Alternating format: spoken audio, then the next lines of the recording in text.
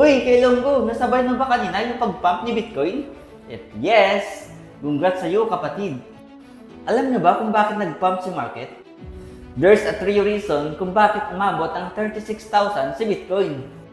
Tara, pag-usapan natin. Let's go!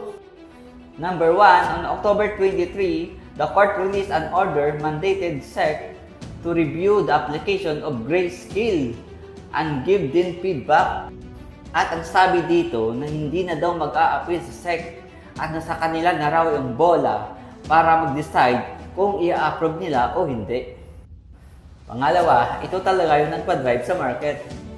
Meron daw said capital investor na ang sabi-sabi ay bumili ng sangkatutak na Bitcoin at yun ang nagparali sa market at umabot ng 36,000.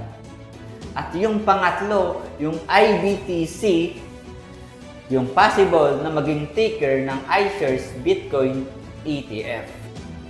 So many people saying na may ticker na daw. Na ang ibig sabihin, it's already approved. So parang binabraso nila, no? Para mapabilis yung pag-approve.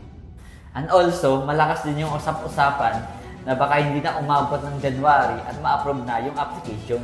Yung technical perspective, si Bitcoin ay binasag niya yung key-level resistance around 30,000. Okay. Mulusok sa dito pataas at nauntog sa dito 35,000 ng key-level support acting as resistance. So ikaw, kailan mo, anong masasabi mo sa pag-pump ni Bitcoin? I-comment mo nga. God bless.